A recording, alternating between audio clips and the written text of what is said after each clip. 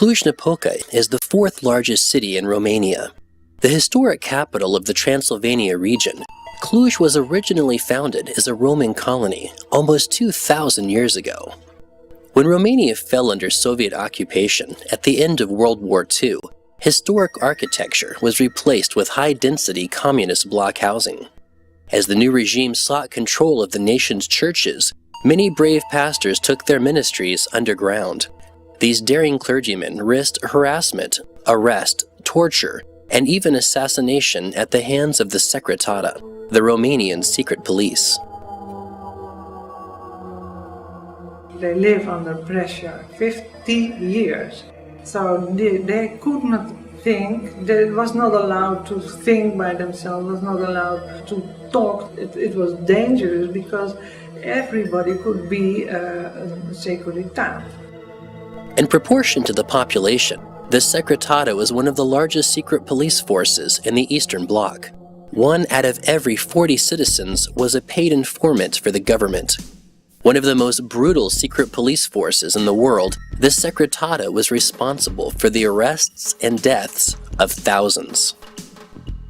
When we have to visit the pastors, we look in daytime how to reach them, and then we have to wait till nighttime, till it was dark.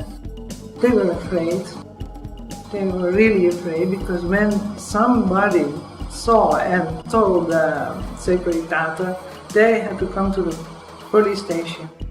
Before every city they have a post was high, and they look who was going there, and when they saw a car from out of the country, they go after you and look, what are you doing? We were traveling around Europe. That was our story, and then they came and they asked, they take us inside and they asked this question: do you have guns? Do you have drugs? And do you have Bibles?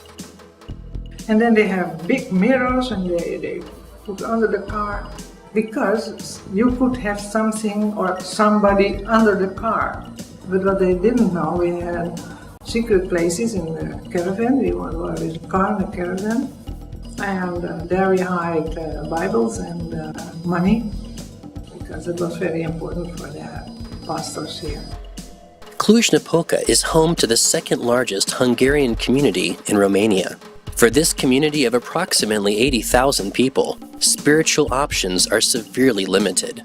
The religious landscape is dominated by the Orthodox Church, an oppressive institution that preaches works-based salvation alongside Pharisaical obedience.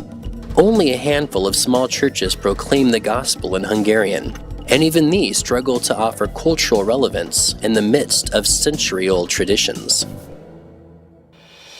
Hi, my name's John, and I'm from Cluj-Napoca. Hi, my name's Lori, and my husband and I have been coming to Romania for the past couple of summers. I've always had a passion for children's ministry back home.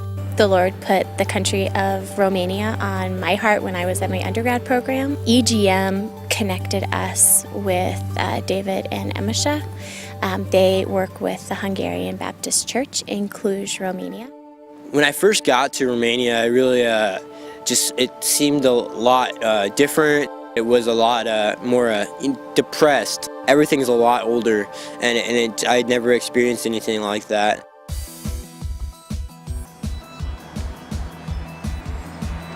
Emese and her team of Hungarian volunteers are working to change the spiritual landscape of Cluj-Napoca. Focusing on children and their families, the ministry hosts an annual children's camp each summer.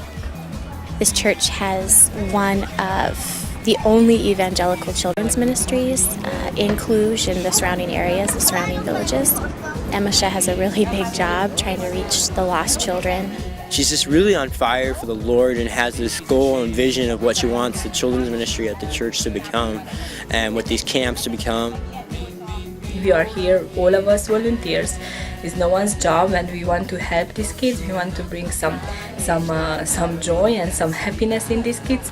She was just a really great leader, one that I could really look up to and just and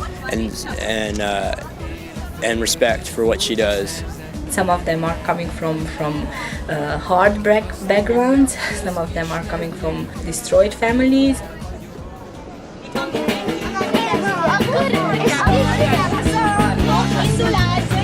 When I first arrived at the camp, all we saw were cows, lots of cows. That was really weird. Hey, what you doing? The kids started to run around and some began to chase the cows. We realized we had to get off the bus and walk for quite a distance because the road was too small for the bus to get there. It seemed a lot different than any camp I had ever been to back home. It seemed much smaller. At first it was hard to build relationships with the kids because we didn't speak the same language. But then I guess as the kids got to know me and I got to know them just as we got to know each other, and then it was really a lot easier to be able to just say, you know, hey, let's wrestle or let's play, let's run, let's play football. I got to learn the language of play. The success of children's camps like these depends on the support of ministry partners in the United States. American missionary teams provide much-needed manpower, material resources, and emotional and spiritual support. This week, the American team is responsible for planning and leading the afternoon workshops. I'm Thomas. I got invited on this trip to do the games workshop. Basically, some of these games that we've come up with, such as four corners, crazy volleyball where it's just balls going wild across the line, these kids just haven't seen, and a lot of them react just positively to this. We just try to come up with as much fun and interactive games as possible, just have fun and just bless these kids. There's been a lot of smiles. Nu înțeleg românește, but they understand English, so it's been good.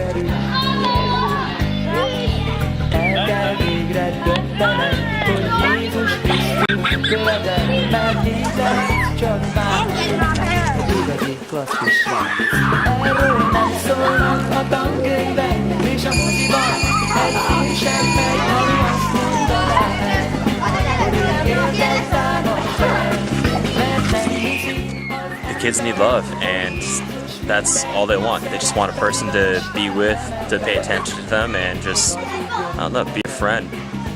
Tom. It's funny and good and very nice.